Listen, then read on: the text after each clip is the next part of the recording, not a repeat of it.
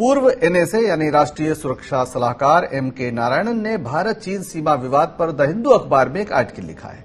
इस आर्टिकल में मौजूदा विवाद की समीक्षा की गई है और जिस तरह से विवाद को समझाने की कोशिश पूर्व एनएसए ने की है, उससे पूर्व गृह मंत्री पी चिदम्बरम को लगता है कि ये मोदी सरकार पर गंभीर सवाल है।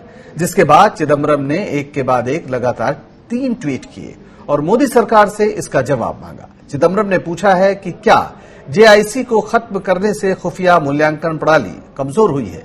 क्या समिट डिप्लोमेसी के लिए पीएम मोदी की प्राथमिकता बड़ी बाधा साबित हो रही है?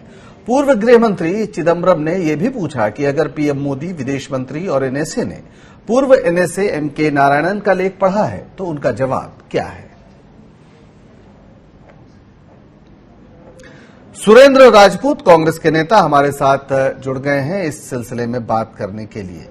सुरेंद्र जी, जो पी चिदम्बरम लगातार ट्वीट कर रहे हैं और जो एक लेख है पूर्व सुरक्षा सलाहकार एमके नारायणन का, उसका जिक्र कर रहे हैं, उसमें सीधे आरोप ये लग रहा है कि हमारी खुफिया एजेंसीज जो हैं वो असफल हुई हैं और उसके वजह यह है कि जो सरकार है मौजूदा, उसने पारंपरिक जो तरीके थे विदेश नीति के, उसको छोड़कर डिप्लोमेसी की जगह जो समिट डिप्लोमेसी है उस पर जोर दिया। क्या पूरी पार्टी यही सोच रही है? देखिए, निश्चित तौर पर पूरी पार्टी क्या, पूरा देश ही यही सोच रहा है। सिर्फ भारतीय जनता पार्टी में जो चंद नरेंद्र मोदी जी के लोग हैं, नॉन पॉलिटिकल, उनको छोड़ दीजिए तो बाकी भारतीय जनता पार्टी के जो भी जनतांत्रिक नेता हैं वो भी यही सोच रहे हैं। आज की डेट में आप बता दीजिए कि 4 मिनिस्टर को छोड़कर के कोई 5वें मिनिस्टर का नाम जानता हो तो सारा काम, चाहे वो विदेश मंत्रालय का काम हो, चाहे किसी अन्य मंत्रालय का काम हो, सिर्फ पीएमओ से हो रहा है। जो केंद्रीकृत जो एक प्रणाली वर्तमान सरकार ने लागू की है वो निश्चित रूप से बहुत ही सोच का विषय है और डिप्लोमेसी में तो कहीं ना कहीं ये एक बहुत बड़ी फेल्योरिटी का विषय है कि कहां आप कूटनीतिक प्रयासों से डिप्लोमेसी ट्रैक 2, ट्रैक 3 डिप्लोमेसी करते थे, कहां आपकी झूला झुलाओ की समिट डिप्लोमेसी हो रही है। तो निश्चित तौर पर गंभीर प्रश्न है और गंभीर प्रश्न खड़े भी होंगे। जी, तो गंभीर प्रश्न है, गंभीर प्रश्न खड़े भी होंगे और इसका जवाब लेने के लिए अभी बीजेपी के नेता भी जुड़ेंगे और अभी अशोक ठाकुर जी हमारे साथ जुड़ गए हैं इस पर बात करने के लिए। अशोक ठाकुर जी अभी जुड़ेंगे हमारे साथ। सुरेंद्र जी, आप ये बताइए कि जिस तरीके से पूरे मसले पर आप लोग घेरेबंदी कर रहे हैं, क्या उससे आपको ये नहीं लगता कि जो ये सवाल है कि इस समय सरकार के साथ खड़े होना चाहिए हर कीमत पर? अभी बीएसपी की चीफ मायावती का भी बयान आया है कि इसमें वो बीजेपी के साथ खड़ी हैं।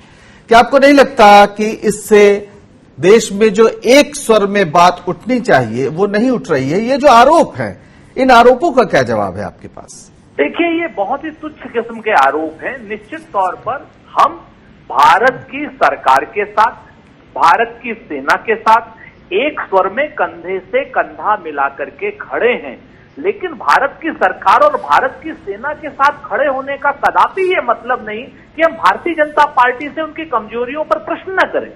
प्रश्न करना कहां से राजनीति हो गई या प्रश्न न करना कहां से देशभक्ति हो गई?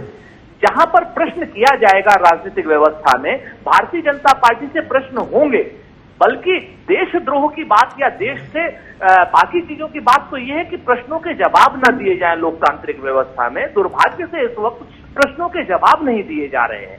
प्रश्न करना तो स्वाभाविक प्रक्रिया का हिस्सा। मैं आपको पंकज याद दिलाऊं कि 2013 में भारतीय जनता पार्टी की एमपीज का पूरा प्रतिनिधिमंडल तत्कालीन राष्ट्रपति के घर गया था, राष्ट्रपति भवन गया था और उन्होंने ये तक पूछा था कि आप बताइए कि चीन की सरहद पर आपने कौन से प्रत्येक पात्र लगाए हैं और कौन से हथियार वहां रखे हैं। हमने उनका भी जवाब संसद में दिया था। आज की डेट में ये लोग कह रहे हैं प्रधानमंत्री से प्रश्न नहीं हो सकते। प्रधानमंत्री कौन है? प्रधानमंत्री हमारे ही तो चुने हुए प्रधानमंत्री हैं, हमारे ही तो पथ प्रदर्शक हैं। हम उनसे सवाल नहीं करेंगे तो किससे सवाल करेंगे? सवाल करना कब से देशद्रोह हो गया? ठीक है, सरकार के साथ हम खड़े थे, खड़े हैं और खड़े रहेंगे। बहुत शुक्रिया सुरेंद्र जी इस सारी बातचीत